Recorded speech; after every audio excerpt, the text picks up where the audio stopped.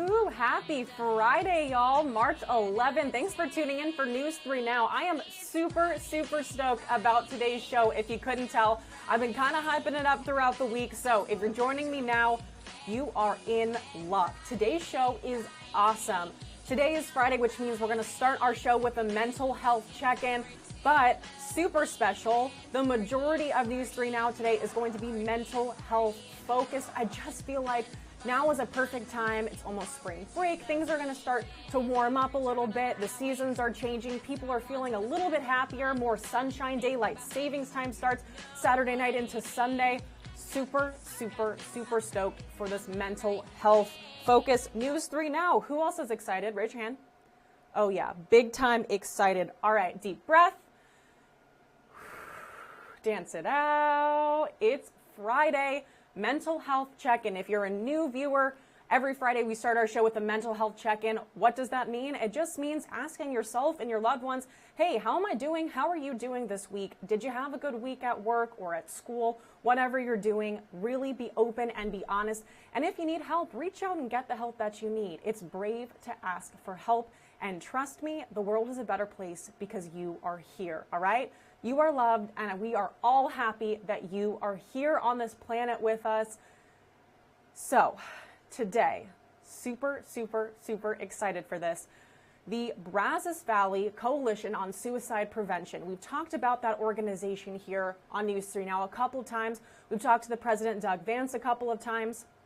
They do incredible life-saving work in the Brazos Valley, and they just won a very well-deserved award, a statewide award, Best Suicide Prevention Council in the state of Texas. This organization, this nonprofit, has only been around for 3 years. So to start at nothing and in just 3 years' time become the best suicide prevention council in the entire state of Texas, wow, very well deserved. We've heard from Doug before, but I was so excited for our interview this morning. So Doug and I sat down and talked a little bit about what the need is here across the Brazos Valley for mental health services, for community outreach, for prevention plans to stop suicide from happening. Again, I'm going to tell you one more time that you are loved, and I'm happy that you're here, and I'm going to keep reminding you throughout the duration of the show, okay? You are loved, and I'm happy that you're here. You are loved, and I'm happy that you're here. Super excited for you guys to sit down with Doug and I right now and experience this amazing award that they won. And I keep repeating this, so well deserved.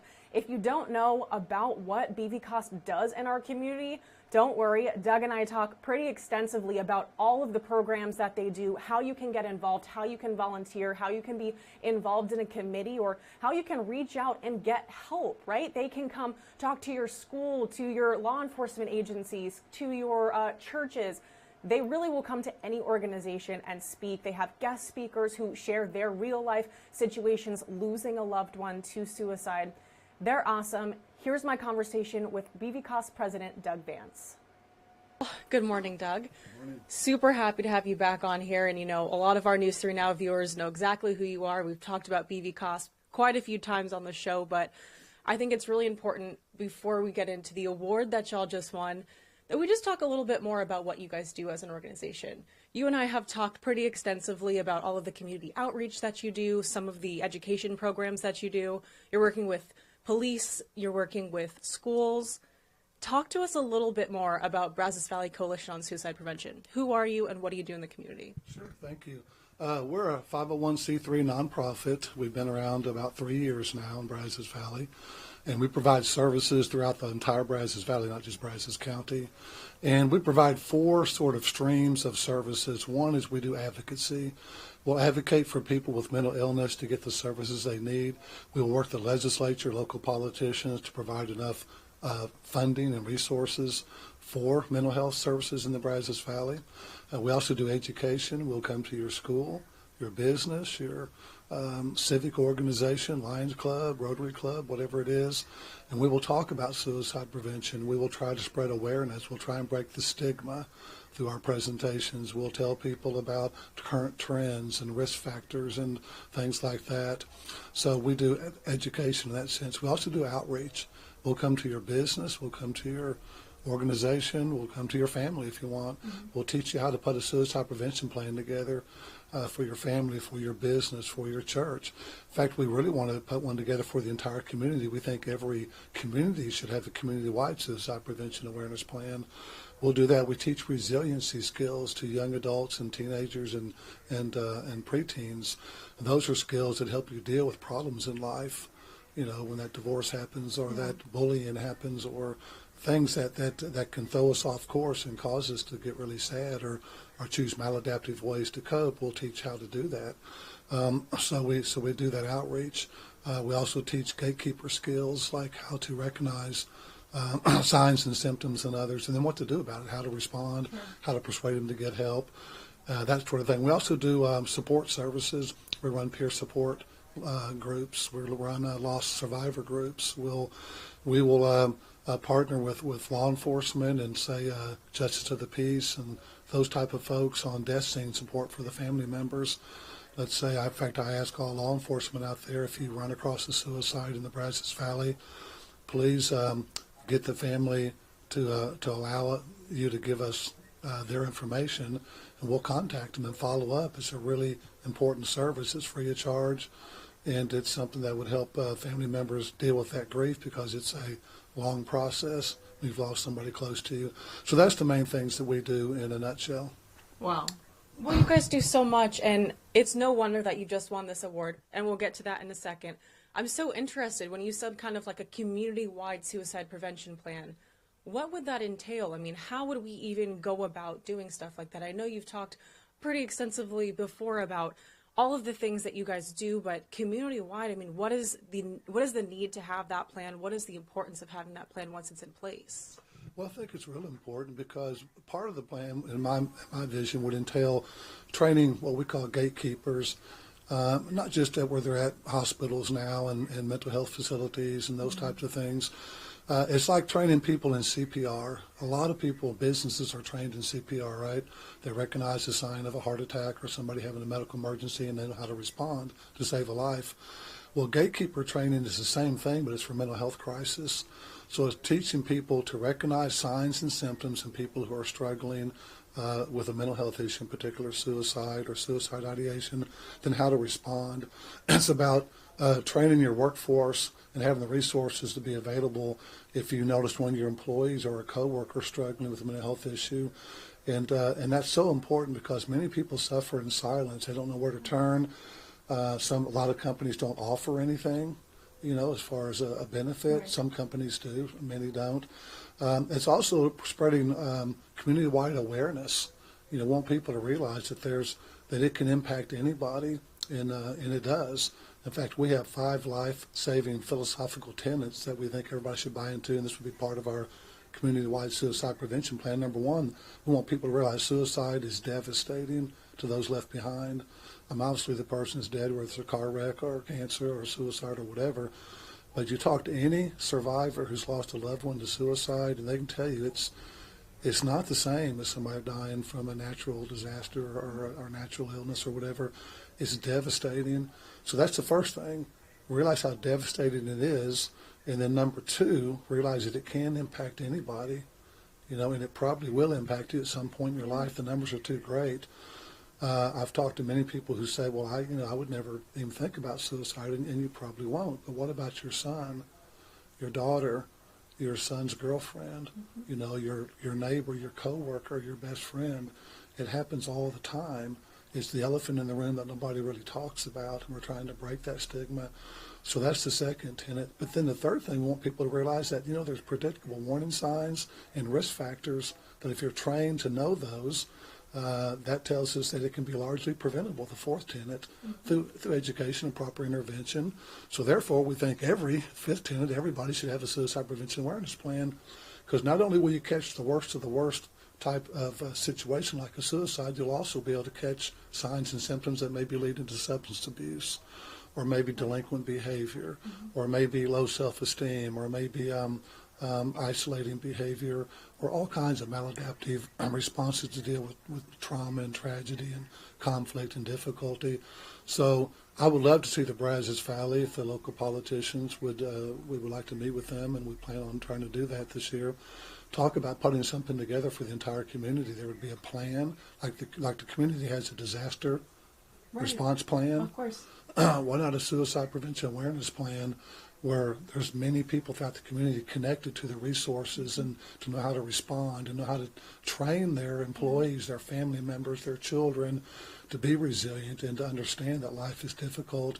But guess what? Through techniques and being connected and things like that, we can make ourselves resilient to suicide to a large degree.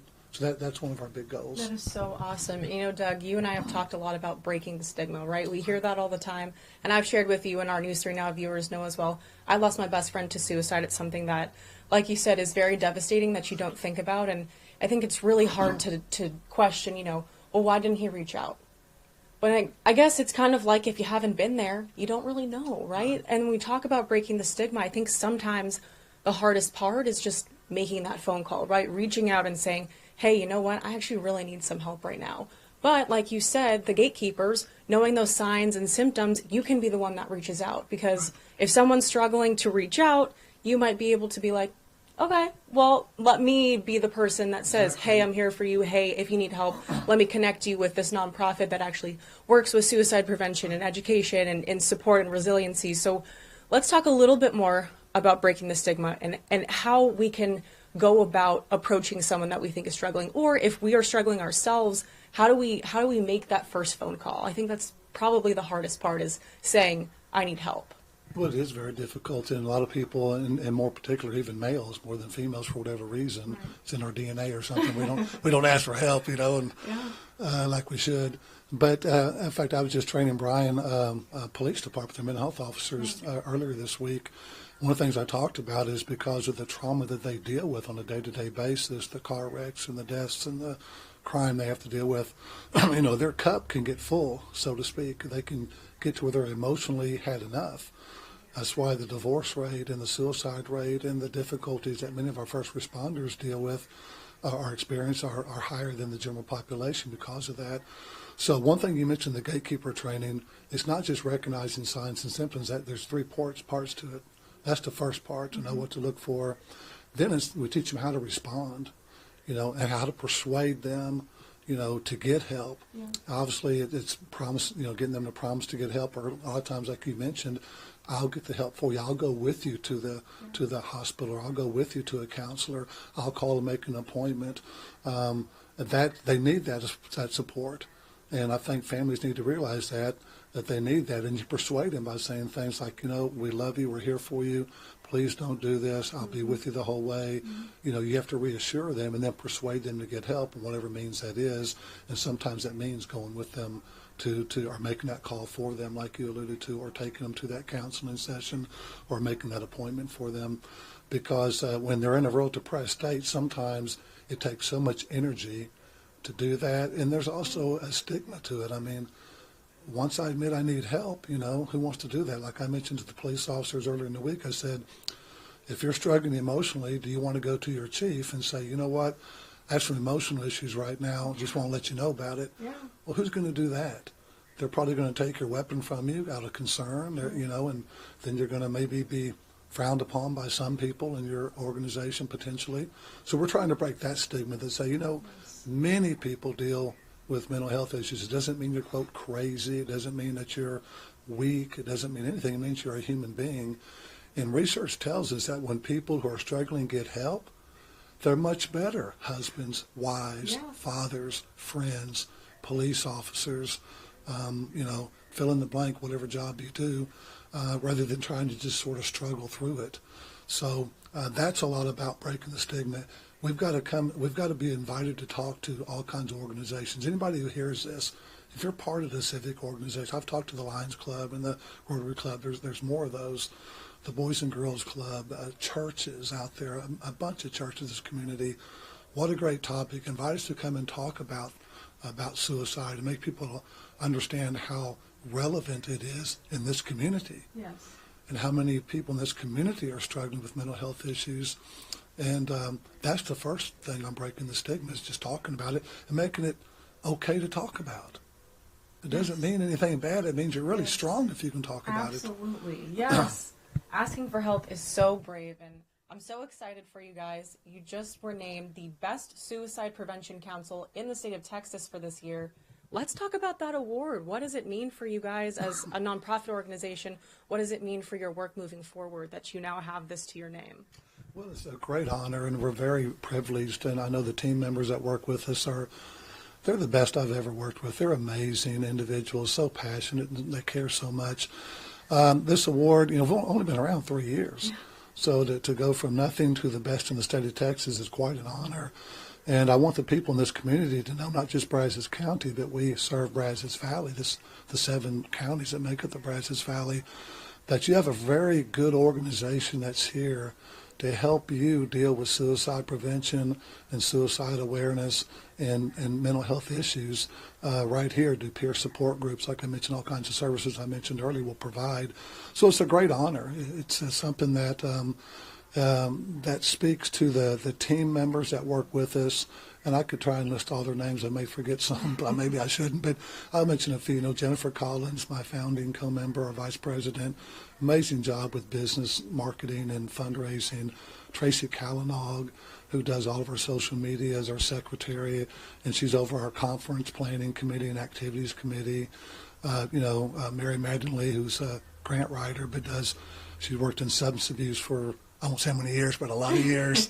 And she deals with that. We have a person that works with the military. We have a first responder, Sean Edwards, who's the mental health officer in Burleson County Sheriff's Department, on our board of directors.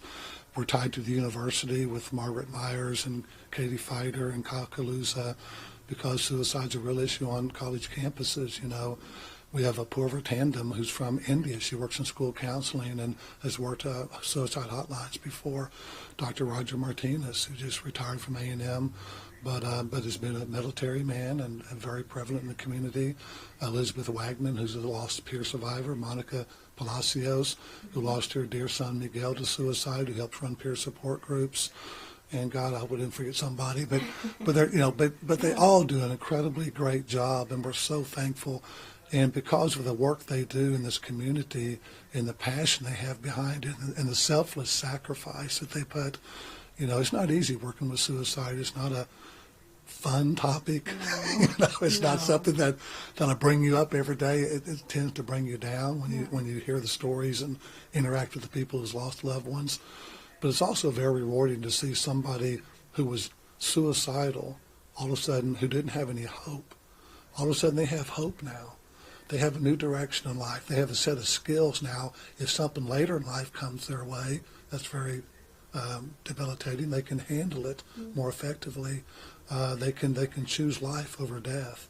They can choose hope over hopelessness. They can learn how to be connected and how to be more successful with dealing with emotions and problems in this world. When you see a mother who's lost her son to suicide, and she's so incredibly devastated that she wants to die herself, doesn't know how to go on, the hole in her heart is enormous. To all of a sudden be able to take that tragedy through working with us, tell her story, help others who are in similar circumstances by sharing her story, helping them understand what they're going to go through, helping them heal together. That's the beauty of peer support. It's not like a counselor-led, it's peer support. I've been there. I know what you're going through. The hugging and the crying together and the sharing and the connecting with each other. That's invaluable to people. So all of our team members have such a passion for that. And then, of course, Jennifer Collins reminds us all the time, we've also got to really work on wellness. That's where the resiliency training comes in. And just, taking care of yourself physically, financially, spiritually, which is part of resiliency. We want people to learn how to live in a mental health wellness state of mind, if you will, and be sort of ready to handle the things that happen in this world that sometimes are not very good. So that's why it's important, I think. And the community needs to know that the Brazos Valley Coalition on Suicide Prevention, we're here. We don't charge anything. Right. We'll come and provide services. because that's what our passion is. This award is so well deserved. For our News 3 Now viewers who see this today and they want to either get involved or maybe they want to contribute a monetary donation or something, what's the best way to go about reaching you guys and becoming a part of the organization? Well, thank you for that. The best way is go to our website, bvcosp.com. And if you go to bvcosp.com, it has a donate now icon that's secure and encrypted, so you can donate any amount, ongoing amount, a monthly or one-time donation. We would love to do that. There's also an icon that says how to connect. So that goes right to our email, bvcosp@gmail.com. And a form you can fill out your question, or, hey, I'd like to participate. I'd like to be a board member. I'd like to share my story. You know, I've been a survivor, or I've attempted suicide in the past, or my best friend has, or something like that. I'd like to come and help you guys on one of your committees or some of the things that you do, or just find out more. We'll call you back and talk to you about the things that we do. We're called the Brazos Valley Coalition on Suicide Prevention for a reason. That was a direct title we came up with, because coalition means a lot of people involved. You know, we want every body who's in this is important to be involved in what we do in one way or another. Yeah. And the more people involved, can you imagine how that can impact in a positive way people who are struggling? You know, and that's why we have some students on our team, because we know that young people struggle a lot. You know, and so we like to get into the high schools and do a lot of train peer gatekeepers there. Mm. You know, it's so important, because a lot of students, because I talk to students on a regular basis, and they tell me there's nothing. They have school counselors in the school, and schools have done a lot to help with mental health issues, but still a lot of kids don't want to go talk to a counselor or a principal or a teacher, or a parent for that matter, but they will talk to each other. So we think that's an avenue. So there's lots of opportunities for people to help and get involved in this organization. And we would love to hear from you. Please don't be shy about it. Just if you're not sure if you have a story or not, well, call us. You probably do. Let's talk about it. Again, make that first step out to us, or invite us to come talk to your organization. Absolutely. And we will be able to meet people there and tell more about what we do. I think it's a great thing you can do for your business and your company, or you know, just invite us out there. Absolutely. There are so many different ways to get involved, whether it's asking you guys to come out and lead something or to get involved themselves. I just think so many people in our community are so passionate about mental health. It's just about kind of like, what can I do? How can I make a difference? This is a great way to make a difference. You and I have talked. I'm going to be joining a couple of committees with you guys. I'm really looking forward to that, because I remember I texted you. I said, hey, something happened. I want to get more involved. Like, how can I do that? This is the guy to do that with. You responded immediately. You're like, here's what I think you'd be really good at. Here's maybe, you know, some other things you might be interested in. Give us a call whenever we are ready to help you and have you help us. I think this is awesome. I'm so stoked that you guys won this award. You're doing amazing stuff, which is literally saving people's lives in the community. Anything else that you want people to know right now about BVCOSP? Well, I guess just reiterate that we're here for everybody. And again, this award, you know, the best in the state of Texas, really signifies the passion of the people behind what we're doing. It's the services we provide, but the people providing the services really make the difference. And if you're a person out there who has passion and wants to help others, come and be part of what we're doing here. You know, bring your ideas to us. We want to hear from you. We want you to join us and be part of what we're doing, and help us do more, because it's a coalition of the community. And again, that's the 7-county community, not just Brazos County, but the surrounding counties. Whether you're a child, a teenager, an adult, it doesn't matter. We want you to be part of us. I'll give you one example. I was training Brian, a school district not too long ago, Brian Independent School District last year, and it was a Zoom training because of the COVID stuff. But afterwards, one of the individuals reached out to me and said, you know what, I've never told anybody this before. I want to be part of what you do and share my story if I can. She actually, her story is, if you decide to kill yourself, you don't know who's going to find you and how that impacts them. She was an 8-year-old little girl that found her grandfather in the act of suicide, and the trauma that she's dealt with all these years. So she's going to share her story with us probably at one of our lunch and learns. I hope I'll get with her to coordinate something. Hopefully we can get that worked out. But that's an example.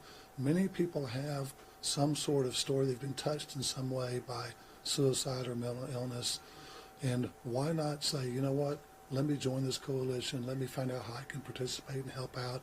Because together, all of us, we can save a lot of lives in the Brazos Valley and help a lot of people recover who've already experienced the loss of a loved one. So that's what we're all about. Awesome. Doug, thank you so much. This has been awesome. Thank you Appreciate so much. God bless you for what you do. I'm going to leave this number up on our screen for just a few more seconds for anyone who might need to jot that number down. And one more reminder before we move on to today's headlines, that you are loved, and I'm happy that you're here. All right, y'all. Let's take a look at today's headlines. We're starting with this. Brazos County investigators are working this morning to find out exactly what led up to a situation that left 3 people dead yesterday. Law enforcement say they responded to a disturbance call involving an armed man in South Brazos County. Now, again, this happened yesterday afternoon. The sheriff's office says they were dispatched to Stokes Circle near Pipeline Road, and when they arrived with state troopers, they found a man armed with a gun. The sheriff's office spokesman explains what happened next. They were met with an individual that had a firearm. They asked him commands, gave him commands to put down the weapon. He did not comply, and so there was an officer involved shooting at that time. That individual has been pronounced deceased. Well, following the shooting of the gunman, a SWAT team was called to help clear the area. That's when 2 other bodies were found on the property. Investigators declined to say how those 2 people died or what their relationship is to the gunman, if any at all. The Brazos County Sheriff's Office, the District Attorney's Office, and the Texas Rangers are all working together on this case. Life in prison with no chance of parole. That's the sentence DeBrett Black is now facing. After a nearly 2-week capital murder trial, he was convicted of killing DPS Trooper Damon Allen during a traffic stop back in 2017. Many in the courtroom celebrated in silence as the verdict was read, including several DPS troopers and members of Allen's family. Black is able to appeal his life sentence if he so chooses. Well, many of us here in the Brazos Valley are continuing to pray for unity as the war in Ukraine continues. Nearly 100 people gathered at St. Andrew's Episcopal Church to pray for peace yesterday.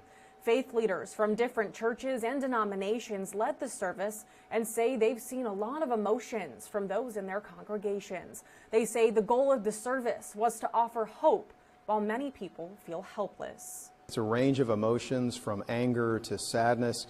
And if those go unaddressed, they can morph into indifference. And as Elie Wiesel said, the opposite of love is not hate, it's indifference, apathy, inaction. And so we felt that it was important to be able to address these emotions.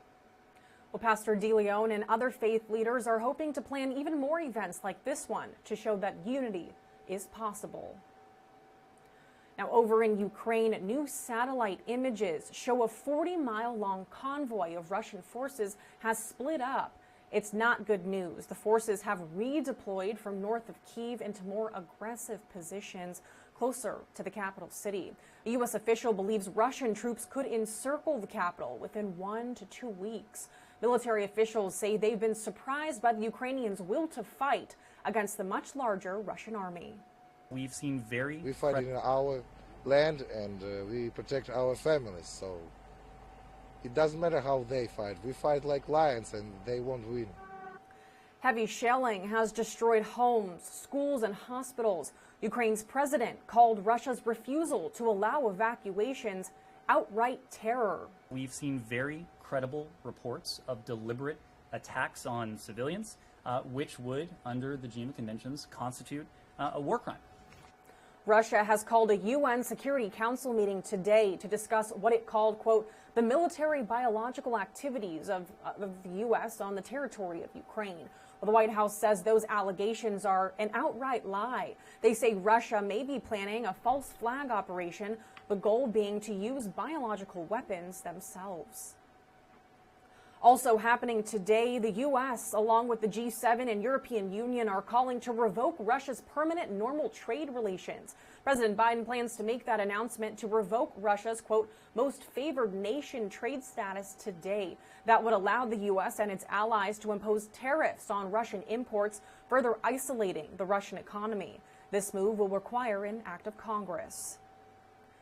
Remember that massive government funding bill that includes billions in aid to Ukraine? Well, it's now headed to the president's desk.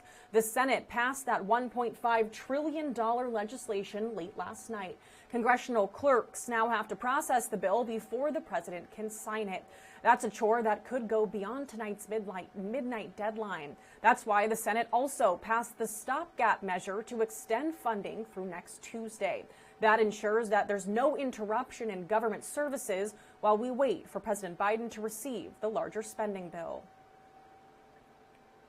And talking about Ukraine, we can't forget about our sweet furry friends. As millions of Ukrainians flee from their homes to safety, many have been forced to leave their beloved pets behind. But shelters in neighboring countries are now working to rescue and evacuate defenseless animals that have been injured during Russia's invasion.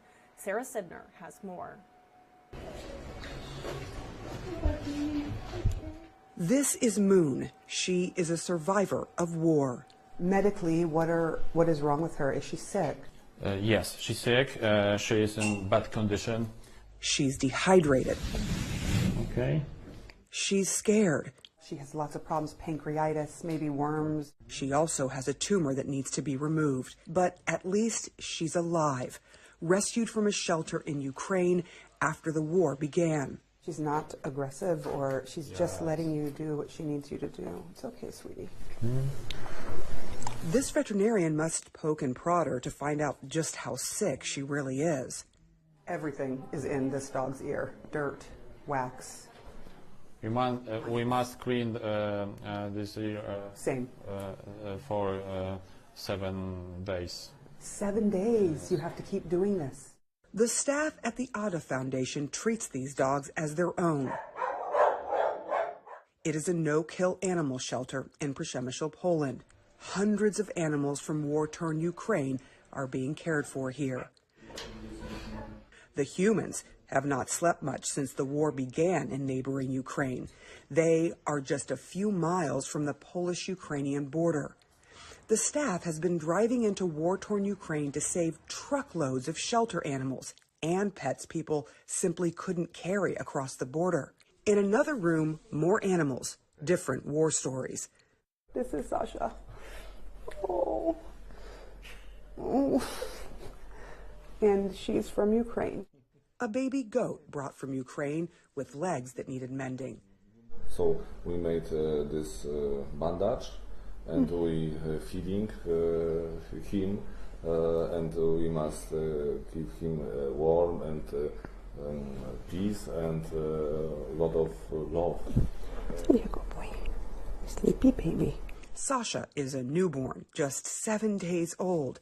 You can tell, because he tries to nurse on my earlobe, biting down when no milk comes out. Oh. The doctors say without the care he got here, he would have starved to death if left alone in Ukraine.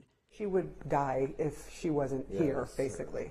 He had Or he would die. He would die if he wasn't here. He would die. The son of Ada Foundation's founder tells us Sasha was dropped off here by a woman after she escaped from Ukraine into Poland, but had nowhere to take him. But she left one instruction. She will be back to get him. She loves him. He's family. And I think owner, this lady, loves so much this animal. This animal is Part of the family, no? Yes, a part of family, and we want back when war will end. This is a family affair.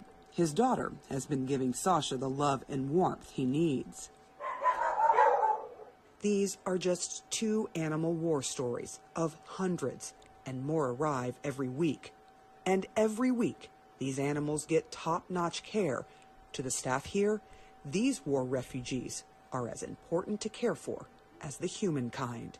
Sarah Sidner, CNN, Przemysl, Poland. Yes, the new everyday conversation about gas prices. Well, now the average price for a gallon of gas here in Bryan College Station is $3.99.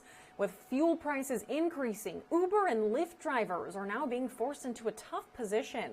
News 3's Donnie Tuggle spoke to rideshare drivers that are feeling the pinch at the pump as gas prices reach highs we haven't seen in years. Filling up to get to work is one struggle, but when you have to fill up in order to work, there's no room for an empty tank. It affects my driving when it costs me over $100 for a tank of gas. For the last 2 years, Denise Hansen has made the trip from North Zolch to Bryan College Station daily as an Uber driver. It's something she's grown to love. I do it because it's a lot of fun, and it gives people safe rides. What's not fun for Denise and other rideshare drivers are the gas prices. Thursday, every gallon cost 62 cents more than last week and $1.45 more than this time last year. Right off the top, I have to make $100 a night before I ever make any profit. It's all going in the gas tank. JT King is a FedEx delivery driver that does rideshare part-time to save money for his family. Even filling up my FedEx truck with the fuel card, it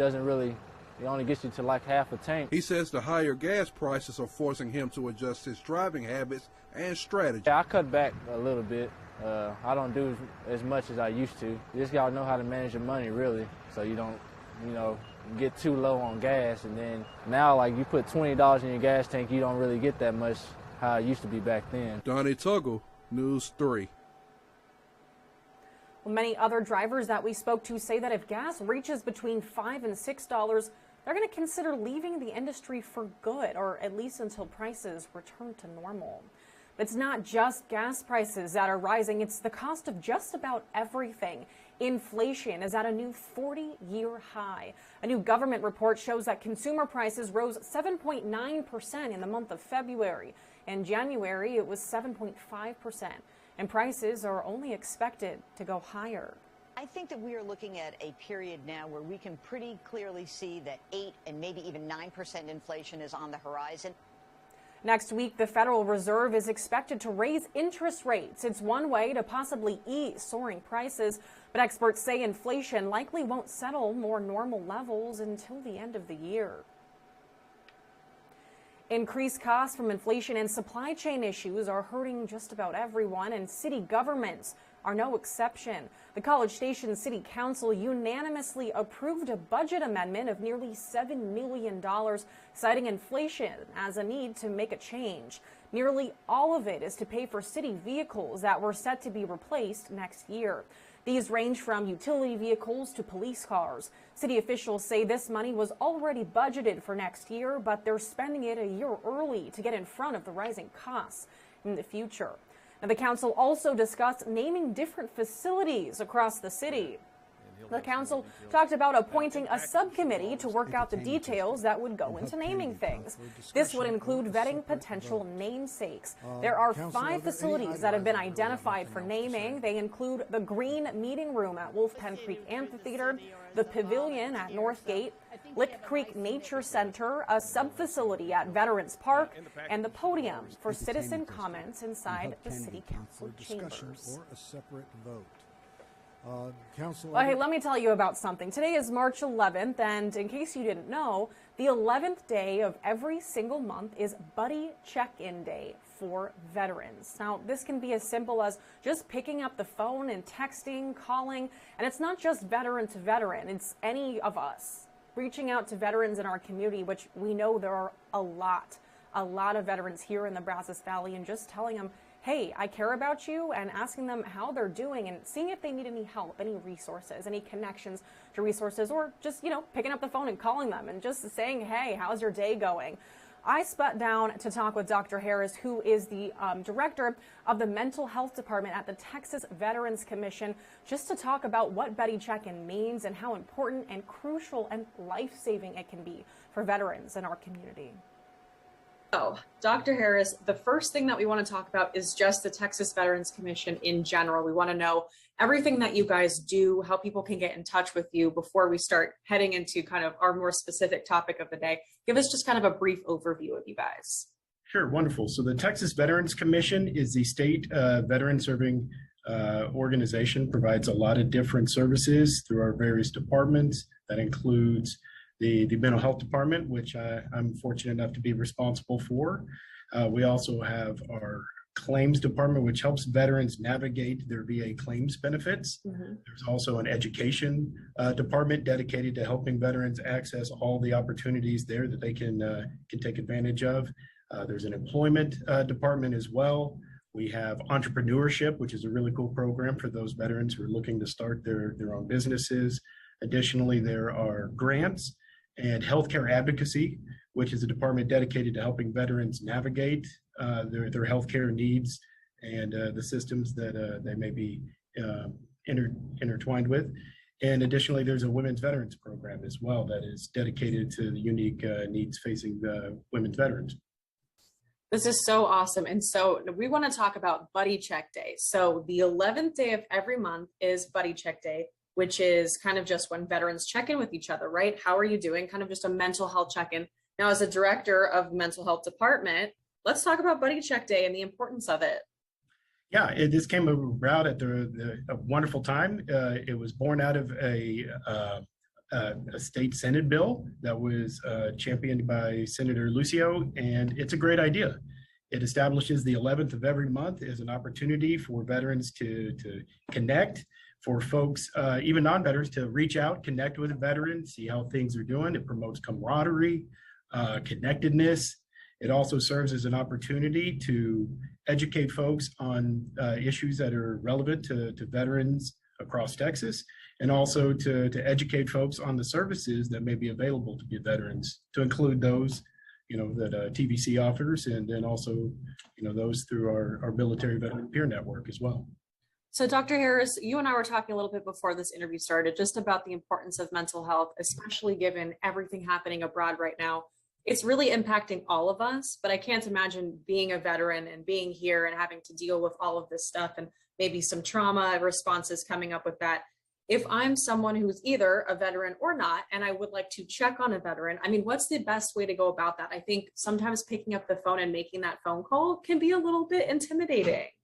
It can be scary. And I would say that's a challenge for everyone. And even as a psychologist, I have a hard time sometimes asking folks about their direct mental health. And I have to always go back to that axiom of when in doubt, ask.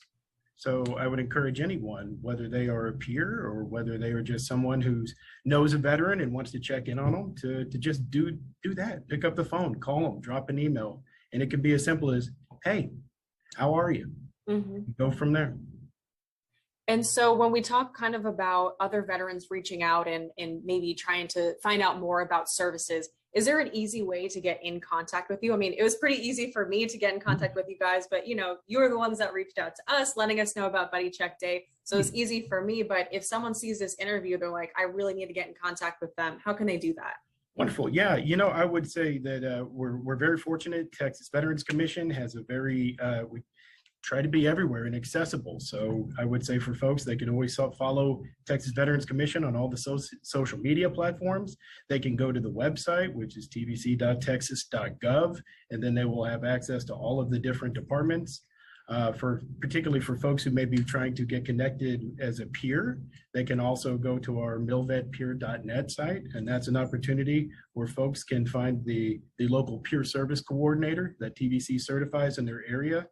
And those are folks that are always looking to take on new volunteers, help veterans by providing direct peer support and getting them connected to local resources that are right in their backyards. You guys are fortunate in your area. You have Patrick Bacha, who's one of our rock star peer service coordinators and really does a lot, making an impact in your neck of the woods.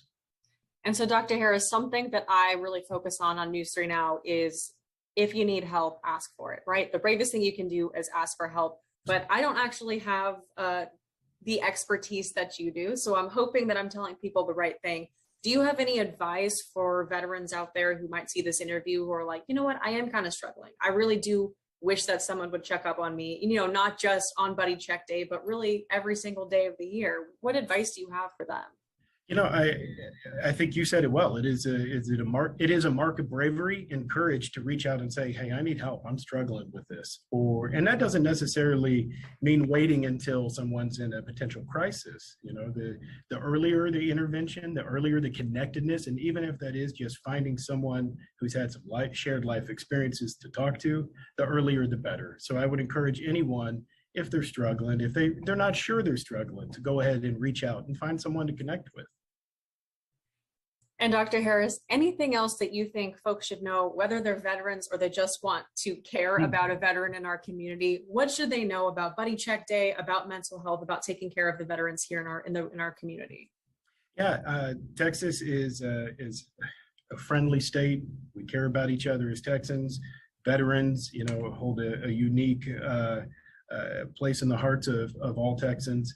I think just educating yourself about veteran needs, connecting. You know, there are opportunities to get training and military cultural competency, and that's open to anyone. So that's not just for professionals or folks in the mental health arena. That can be anybody who wants to learn more about military culture and how they can assist veterans, just as a peer or as a friend or as a neighbor. Awesome. Dr. Harris, anything else that you think that we left out of the interview that I didn't get a chance to ask you about? You know, I would say that the Military Veteran Peer Network is one of the most accessible opportunities folks have, and it's very relevant at the local level because folks can get connected to not just peers, but they have opportunities to pitch in, help out with projects, and these are folks that can work with any veteran and help them solve all sorts of problems, from getting connected to mental health services, navigating the VA, finding alternatives to the VA in the community. And then also these folks provide training to the general public on suicide prevention, military cultural competency, and all sorts of other duties as needed to meet the local needs of their veteran population. So Dr. Harris, just one more time for any folks who might have missed it, easiest way to get in contact with you guys. Easiest way to get in contact with us is, you know, we try and make it easy. You can go to tvc.texas.gov. If you're looking for our service, you can click on mental health, or you can go directly to milvetpeer.net, and you'll find the contact information for the folks in your local area, for me and all my team, and any of us are willing to pick up the phone and have a chat. Awesome. Dr. Harris, thank you so much. This is such an important topic. We really appreciate you being here with us. Happy to do it. Well, since we're talking about mental health, focusing on mental health on this beautiful Friday, March 11th, we're talking about mental health of everyone. Let's do one more mental health check-in. How are you doing? All right? How are you? How are you feeling? How are you doing? Check in with a loved one, even if it's just texting, even if it's picking up the phone and just saying, hey, I care about you, you are loved, and I'm happy that you're here, because that goes a really long way. And tell yourself the same thing, all right? And if you're not feeling like yourself, maybe just reach out to a friend, reach out to me if you want. I feel like I'm probably a pretty good person to talk to about stuff. If you're just having a bad day, a bad week, or maybe just haven't been feeling like yourself and you're like, I think I want to get some help. I don't know kind of what stage of help I need. I don't know if it's a professional or just reaching out to a friend. Send me a message. Let's talk. I'm here for you. All right? Well, hey, when we're talking about mental health, let's also talk a little bit about the pandemic. Did you guys know that today marks 2 years since the World Health Organization declared the coronavirus pandemic? Whew, 2 full years. Well, since then, nearly 80 million people have been infected and more than 950,000 people have died here in the United States. Some good news, though, since the Omicron surge happened around the holidays, cases have been on the decline. If we sweep them under the rug, they come back stronger. They come back harder. They kill more people.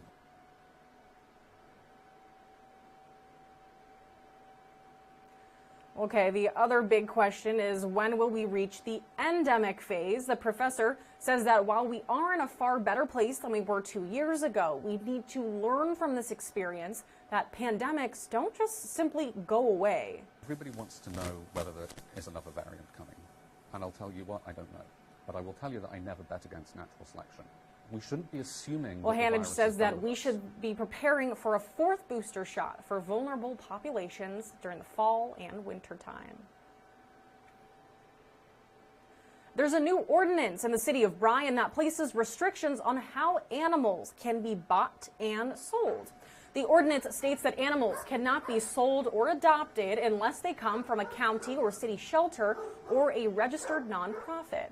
The Bryan Animal Center says it helps ensure that animals are not being mistreated by unregulated sources, but it also helps the community as a whole. Really, you know, it helps the shelters. We're getting animals out, and then you also know the source of where your animals are coming from. You know, they are going to be fixed, they are going to be microchipped, you know, or whatever those agencies offer through their adoption process. You know where those animals are coming from. Rodriguez says the ordinance also prohibits animals from being tethered on chains. They must be tied to a material specifically made for an animal to be tethered to. All right. This is exciting. Major League Baseball fans, I've been checking on you all week. I've been asking you, hey, how you feeling? In kind of a sad, sympathetic way. But today, how are we feeling, Major League Baseball fans? I am genuinely thrilled to be able to say that Major League Baseball's back and we're going to play 162 games. Woohoo! The regular season of baseball has been saved. Hallelujah. The MLB and its players have finally reached a 5-year collective bargaining agreement. Among the biggest changes that we'll see this season, the playoffs have been expanded to include 12 teams. The National League will also join the American League in allowing a designated hitter. The minimum player's salary will also be about $700,000. Players are required to be at spring training by this Sunday, and the regular season will officially kick off on April 7th. With some creative scheduling, the full 162-game regular season will be played. Woohoo! Let's go. Major League Baseball is back. So exciting. And speaking of baseball, our Aggie baseball team now wrapping up non-conference play this weekend. Let's go Aggies. They're going to be hosting the Santa Clara Broncos for a 3-game series. All right, a few promos you might want to know about as you head out to the ballpark tonight. There is a Hawaiian shirt giveaway for the first 500 fans. That's cool. And then tomorrow, Saturday, is A&M Faculty and Staff Appreciation Day, as well as Boy Scout and Girl Scout Day. So that's pretty cool. There are ticket promotions for those who fall into those categories. You can find that on our KBTX website. There will also be a raffle for a bubble machine. And then on Sunday, all kinds of activities for the kids at the ballpark. Head over to the sports section on kbtx.com to learn more. Let's go Aggies. Speaking of the Aggies, y'all, did you watch the Aggie basketball team win yesterday? Oh my gosh. Okay, so if you didn't, I've got it for us right here. So exciting. All right. This is literally like the best, and I gotta pull it up here. Their toughest guy. You know how I feel about tough guys late game. One-on-one, he picked up his dribble. Kicks it off. Long three. Good! Hassan Diarra with 1/10 of the second to go. Buries Gotta a love three. that celebration. So awesome, man. That is how cool. Hassan Diarra drained that three-pointer from the top of the key with 0.4 seconds left in overtime to give A&M an 83-80 win over Florida in the second round of the SEC tournament yesterday. Now, the Aggies are playing again as we speak. That game started at about 11 o'clock. They're taking on the Auburn Tigers right now. And the Texas A&M basketball Twitter page has been continuing to keep us updated. So let's see if we've got an update here. The Aggies are up. We are in the last 3 minutes or so of the first quarter. All right, the Aggies are up 30-18 over the Auburn Tigers right now. I'm watching on ESPN some little clips. So Aggies taking on Auburn Tigers right now on ESPN. Let's go Ags, gig 'em. Let's go. So exciting. All right, this is so cool. All right, last story that we're going to talk about before we head into that 30-minute break, and it is a good one, and it has to do with Aggie sports. Texas A&M equestrian, yeah, equestrian, how cool, Rhiann Murphy says that after receiving her first blue ribbon at a show, she was hooked. She's now in her 5th season in Aggieland, but her journey to get there has not been easy. News 3's Morgan Weaver spoke with Murphy about her comeback story to get back in the saddle. A pony ride at a fair caused Texas A&M equestrian Rhiann Murphy to never look back. I just loved it because there's something like so special about having that connection with a horse, even though like you can't speak to, you can like communicate with in so many different ways. While her love for the sport came easy, her journey would not. At just 13 years old, Rhiann broke her hip. The surgeon came in and she said, "You will always walk with a limp, you will never run again, and you will never be able to ride a horse again." To Rhiann, that diagnosis was unacceptable. Really, like it almost broke me. So I just told my parents, I like looked them both in the eyes, said that's not acceptable. Like we have to find a different way. After 3 surgeries, months on crutches, and hundreds of hours of physical therapy, she defied the odds and rode again, coming to Aggieland in 2017. And that spirit of the 12th man, I think it's something, you get it or you don't. And it just clicked for me. She emerged as one of the top riders in the SEC, but her hip issues soon resurfaced. And I don't think it really took a toll on her until her sophomore year. When she was, riding every day and just riding multiple horses a day, and it just started to wear down. In May of 2019, Rhiann had a total hip replacement. Very unheard of. I don't know a young person with a full hip replacement. 10 weeks after her surgery, she was back in the saddle, defying the odds to ride in her final season at A&M.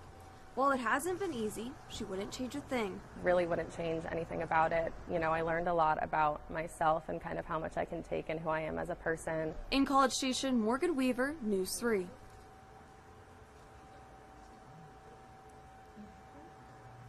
Get this, the Texas A&M equestrian team is currently the top-ranked team in the entire country. Now, they host Bridgewater College and number 2 Oklahoma State this weekend in their final homestand of the season.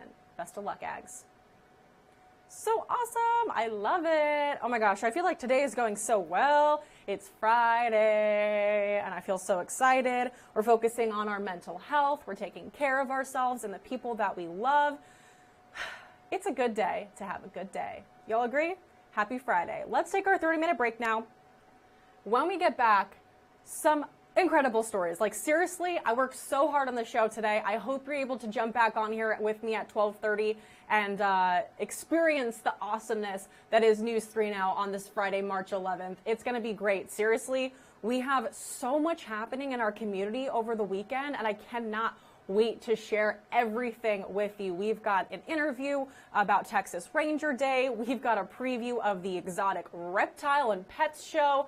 Tons of awesome stuff coming up at 12:30. That last 30 minutes of our show, all good stories, all community-based, happening this weekend. You are not going to want to miss the last 30 minutes of News 3 Now. So jump back on here with me at 12:30. I'll be right here when we get back. It's going to be great. Happy Friday, March 11th. I will see you right back here, all right? Come back right back here at 12:30. Yay!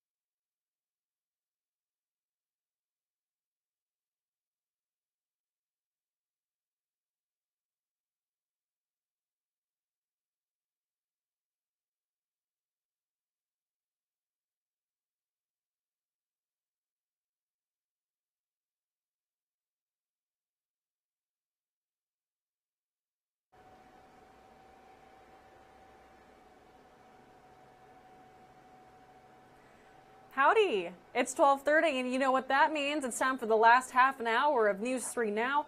Let's start this last half hour by telling you that you are loved and I am happy that you're here. Happy Friday, March 11th.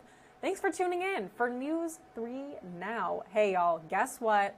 It is almost time. The Queen Theater in downtown Bryan is reopening. I am so stoked. This iconic building right in the heart of downtown Bryan has received a major makeover inside. Check this out. The Queen Theater now has updated amenities like reclinable leather seats and a state-of-the-art display and sound system. They have a full-service kitchen and a full-service bar. They have lounge areas. It is so awesome. The staff at the Queen is hoping to use the space for more than just showing movies. They're excited that this will now be available for everyone in downtown Bryan to come out and enjoy. I think the revitalization of downtown Bryan just needed a venue like this. And, you know, we rose to the occasion, and I mean, it's kind of a diamond in the crown of downtown Bryan at this point. You can watch movies, you can have live music, you can have special events, you can watch sporting events, do all kinds of fun things. So stoked. The Queen is reopening to the public on March 17th with a screening of the new Batman movie.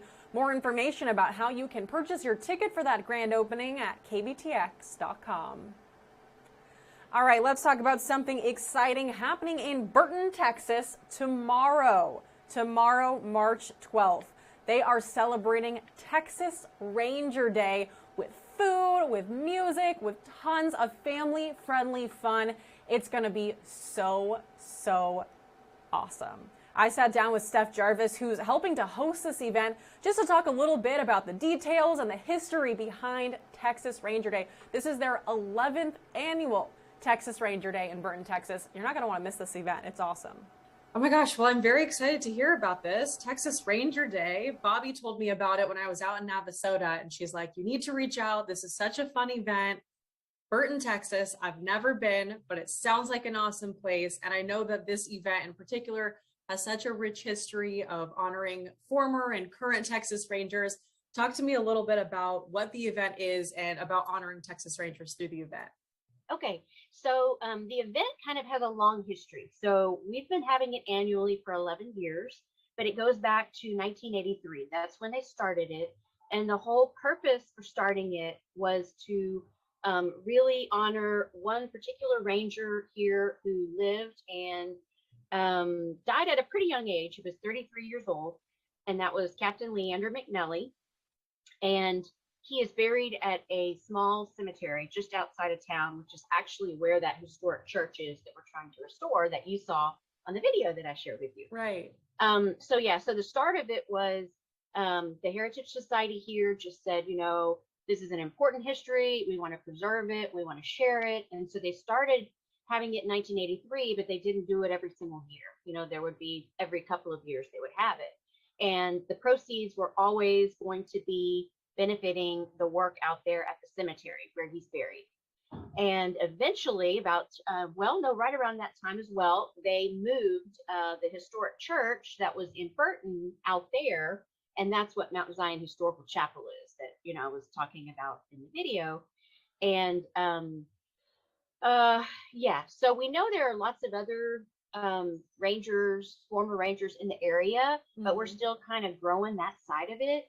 Like this year, we're going to have a local family of actually a man who rode with McNelly. So McNelly actually recruited deputies from around here to go down to South Texas. And there was a lot of really bad stuff going on around the King Ranch, and even probably a little bit over the border into Mexico with cow theft, horse theft, a lot of other worse things than that.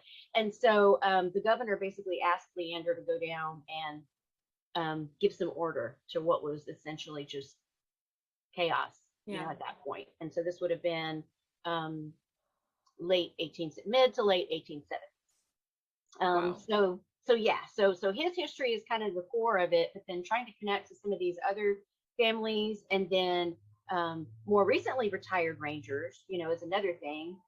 We try to get as many of them to come out that day as possible. And of course, all of our law enforcement, you know, everybody that protects us and keeps, you know, the world going like we need it to be going, for all of us to have a great experience and for our kids to grow up in a safe world and everything. So yeah, so we kind of try to reach all of that. Absolutely. And then this is you know, so a little bit into cool. our local history as well, you know, because Burton basically was born right around the time that all of this was going on. 1870, just a little bit before, was when Burton itself would be established. And so we kind of try to roll all of that into it. But the bulk of the day is really about the Rangers and that history. Absolutely. And this really sounds like an event for everyone. I mean, you guys are going to have food and games and tours and just like so much happening. Talk to us about the details in case someone wants to see this interview. They're like, I need to go out to Burton, Texas on Saturday. When is it happening? Where is it happening? What can folks look forward to? Okay, so the day is really, really packed full of stuff. I mean, we only have a couple of hours to do it, but we really try to push as much in there as possible. So everything starts at noon. And a big part of one of the best parts of the day is the very good food people get to eat, which is fajitas and beans. And so we have a cook-off on that day. And so a couple of local cook-off teams will come out and they'll be cooking all of that yummy stuff. And so by 1 p.m., people will be able to start eating beef and chicken fajitas and beans. We have a chuck wagon cooker who's going to come out and demonstrate what life on the range would have been like around the time of the Rangers when they were actually, you know, cooking at chuck wagons and everything. Sure. So they're going to be doing samples of chili and peach cobbler. So lots of yummy stuff. And then we have a fun little contest that we call the Little Mr. and Miss Ranger contest. And so kiddos 10 and under are encouraged to show up in their best Western wear. And then we have a little parade. We choose a little Mr. and Miss, and they get a badge and a sash and that. So we've got that going on. We've got a kids area where kiddos can play kind of old-fashioned games. We've got 2 groups that are doing demonstrations and enactments. One's called the Old West Rangers, and the others are called the Legends of the Texas Rangers. And they both will be dressed in period attire and interacting with the crowd, and then doing some demonstrations of Rangers through time, starting even further back than Leander, which would be back in Republic era of Texas. And they take this very seriously. So they have amazing displays of equipment and guns and just anything that the Rangers would have had with them on their travels. And so you can literally ask them questions and talk with them. We're going to have one of our locals actually dressed as Leander McNellis. And so he's going to be interacting with people as well. He's going to do his own mock recruitment of deputies like he would have done, you know, before, which is just miles from where Burton is now. And they get sworn in, you know, as if they're going to be out there, you know, defending and restoring order. So that's just connecting back to the history, you know, in a way that everybody can have fun with. Tours of our historic depot. It's an 1898 railroad depot. The video that I shared with you will be going all day, so people can see a little bit more about the history of Ranger Day and Leander and what all the proceeds from the day are going towards. Let's see, what did I leave out? Mule-driven buggy rides. We've got a local friend. Can't forget those. Came last year, and he does rides in our, actually, so I'm at our Cotton Gin Museum. That's where that's my paid gig. I'm our director here at the museum, and our land kind of overlaps with where the railroad depot is. And so we've got a nice big grassy space where he takes people on a little buggy ride. And that's a fun, you know, historically, you know, fitting kind of thing for the day. Vendors, we've got vendors that are going to be out selling all kinds of things. We've got a blacksmith that comes out and demonstrates the art of blacksmithing. And you can also buy stuff from him too. He's really good at what he does.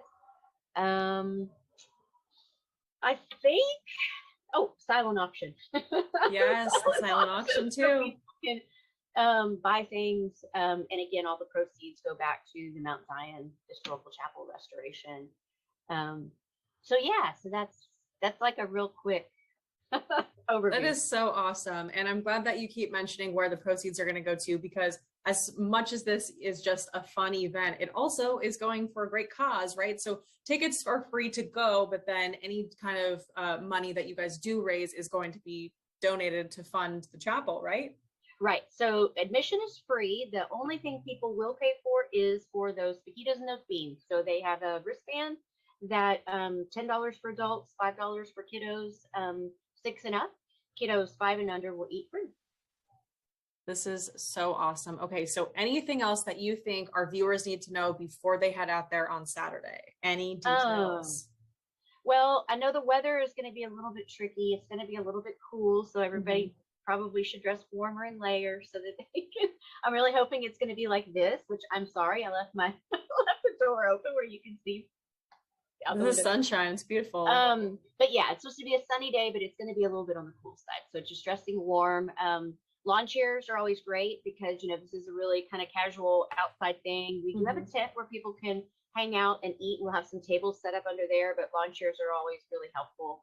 And it's a good area where you can just sit down, you know, all around with all the stuff going on. People can just kind of pick an area to sit and no, I guess just come and have fun and learn about history because that's really what the day is about. And come enjoy our little town. Well, I'm very excited. I'm very excited to hear about this event. And I am going to show that video with our viewers after this interview airs. So I think they're going to love it. I think it gives a better insight about everything that you and I have talked about and where the proceeds are going to. This is going to be an awesome event. Thanks so much for doing this with me. Thank you. Okay, so I promised Steph that I would show some of this video to y'all about Texas Ranger Day and the background behind it and Mount Zion Chapel, which is where the proceeds are going to. So we're just going to watch a little bit of this video. It's really awesome. Check it out. Welcome to Texas Ranger Day. In March of 1983, the first Texas Ranger Day was held to honor this man, Leander H. McNelly.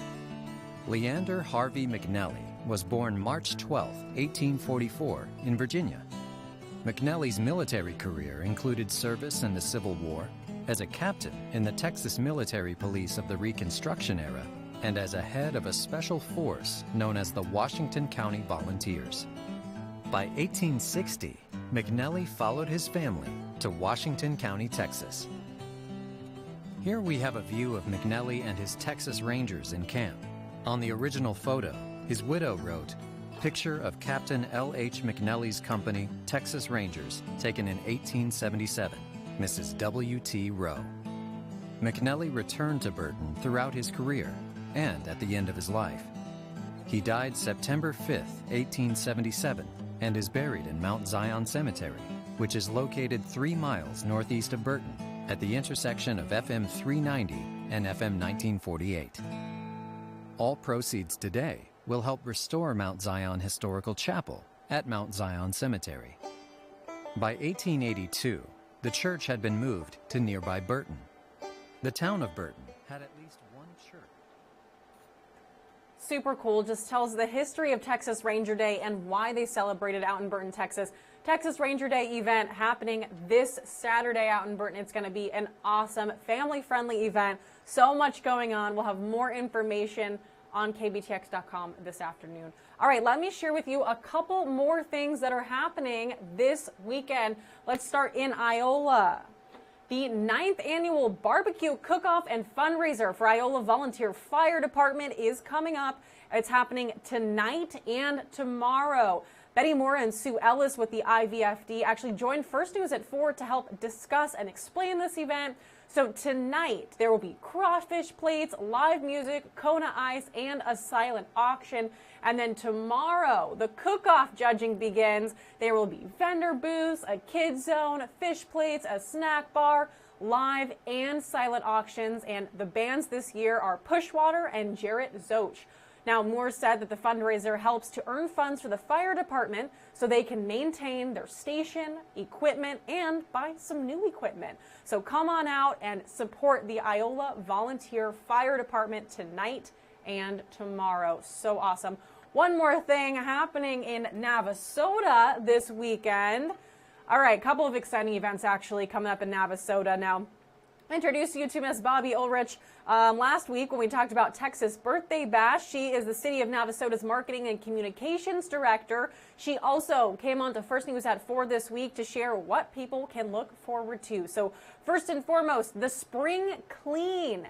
That started yesterday and it goes all through the weekend, so you have until Sunday, March 13th to participate. This is just when you are spring cleaning, you can drop off stuff to go for a good cause. So you can drop off items at 520 Malcolm Street anytime from 9 to 4. Again, from today all through the weekend, we've got a list up right here at KBChecks.com of accepted items. Things like toiletries, carpets, any kind of furniture, scrap metal, really like a whole bunch of stuff, washers, dryers. All right, and the other thing happening in Navasota is their farmers market tomorrow from 9 a.m. to 1 p.m. This is going to be an awesome farmers market that you don't want to miss. There's going to be over 30 local vendors selling their goods. So both of those things happening in Navasota. Also the barbecue and fundraiser happening in Iola. Also Texas Ranger Day happening in Burton. Oh my gosh, there's so much happening this weekend. I wasn't kidding, y'all. It's a fun-filled weekend here in the Brazos Valley. All right, quick check-in on our Texas A&M men's basketball team. Let's see how things are going in the second half. All right. Second half, the latest update we have is that Aggies are up 53-33 over the Auburn Tigers. That is happening right now on ESPN in the SEC tournament. So if you want to watch, it's on ESPN. If not, I'll keep updating us throughout the end of the show. Hopefully this Texas A&M Twitter page that's been keeping me updated has at least one more update before we end News 3 Now today, so I can keep you guys up to date on the latest of the Texas A&M men's basketball team. All right, let's talk one more thing happening this weekend. The Herps Exotic Reptile and Pet Show is one of the largest in the entire United States. And this weekend, you can see the show right here at the Brazos County Expo. News 3's Fallon Appleton has the details on what we can expect. The Herps Exotic Reptile and Pet Show is this Saturday and Sunday at the Brazos County Expo. And to talk about all the different thousands of animals you can see is Sean. Thank you so much for joining us. Thank you guys for having us. So, for people who've never been before, what all can they expect? So we'll have vendors from all over the United States. They'll bring in reptiles, amphibians, small mammals. You'll see turtles, tortoises, frogs, all kinds of crazy stuff. And the breeders that produce them will be there selling them. We'll also have some educational things going on as well. We have some birds of prey coming in, so you get to see like owls and things like that, which will be really cool. But you'll actually learn how to take care of these animals properly. And speaking of education, let's talk a little bit about this guy right here. This is a crested gecko. These are actually one of the most hardy reptiles in captivity. We were talking about certain needs that reptiles have to have. These guys are pretty easy because they don't need any special lighting. They're crepuscular, so they don't need a lot of heat. They can stay room temperature, and they eat a powdered diet, actually, that we mix up. They can have some insect protein occasionally, but their main diet is actually a powdered diet that you mix up. So ease of care is really, really high on these guys. They're super easy to take care of, and they're personable. You can handle them. They're not something that you have to keep put up a lot. So these are, again, really popular pets. Yeah, and he seems very docile. Can I touch him? Yeah, absolutely. I feel like velvet. Yeah, they really soft. do. Very soft and very gentle.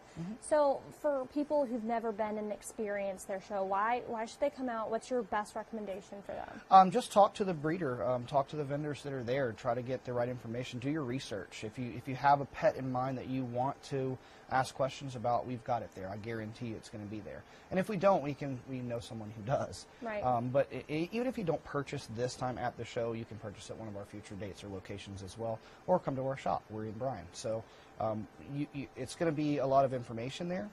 It's going to be people that you can directly deal with that produce the animals. And they're going to make sure that you get the right supplies and feeders to take care of them properly.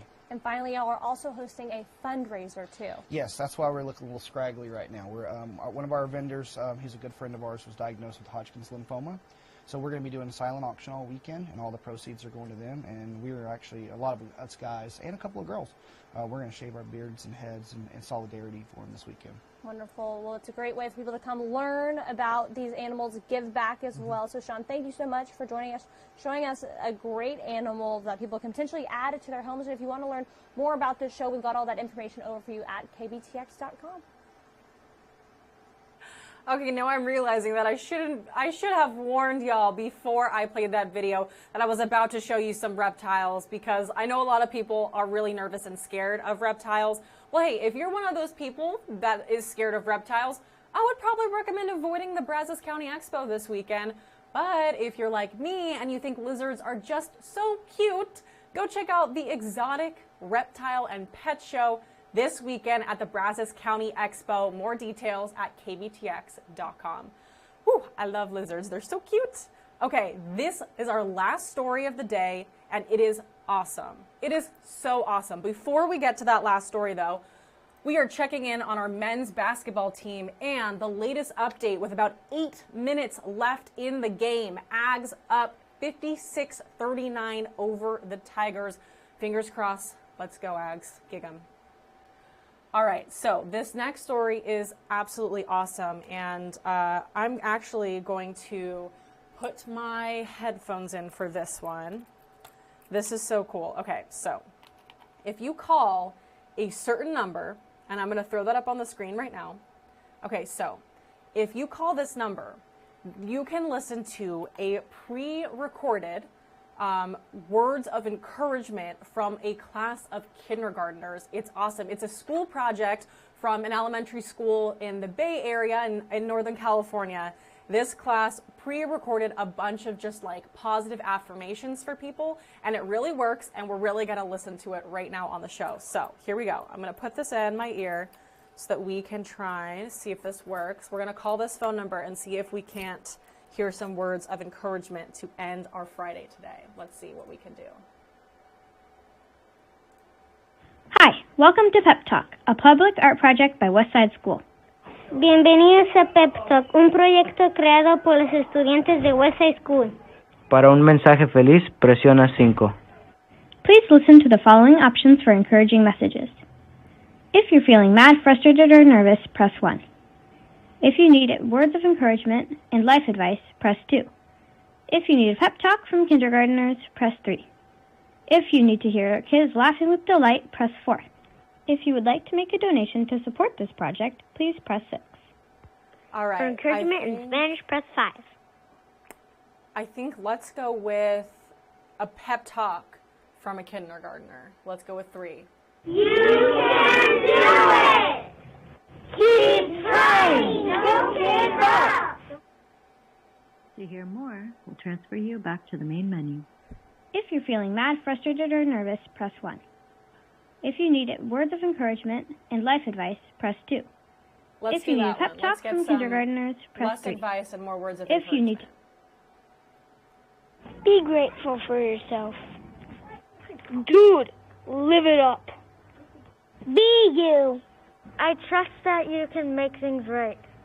Be happy. Try it again. Believe in yourself. Believe in yourself. If you're feeling up high and unbalanced, think of groundhogs. It's okay to be different. Always stay together. Don't give up, power through. We all really like you. Never back down, never give up. Yeah. The world is a better place with you in it. Everyone is capable of doing anything. You just have to let yourself shine. Bro, you're looking great. Be responsible.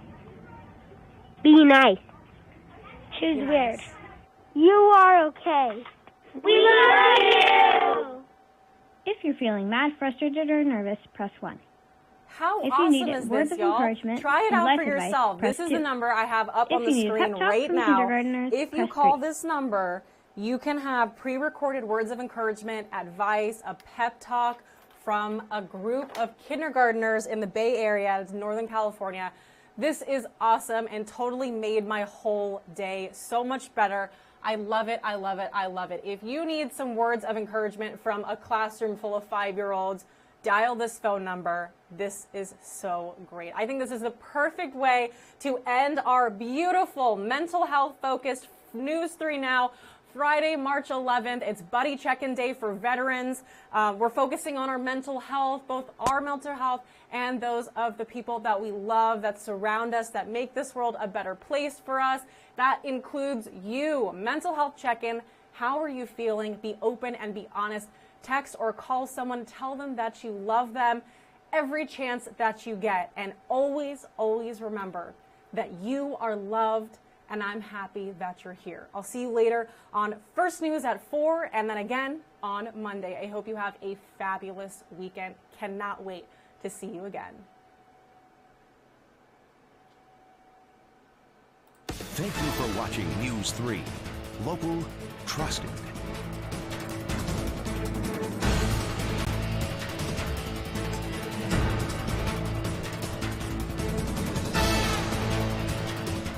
Thank you for watching News 3. Local, trusted.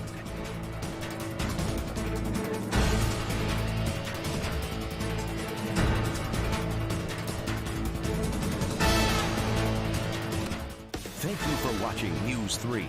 Local, trusted.